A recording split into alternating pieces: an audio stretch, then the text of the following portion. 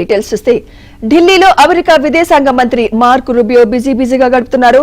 కోల్కతా నుంచి ఢిల్లీ చేరుకున్న రూబియో నేరుగా సేవా తీర్థులో ప్రధాని మోదీతో సమావేశమయ్యారు. ఈ సందర్భంగా ద్వైపాక్షిక కీలక అంశాలపై చర్చించారు.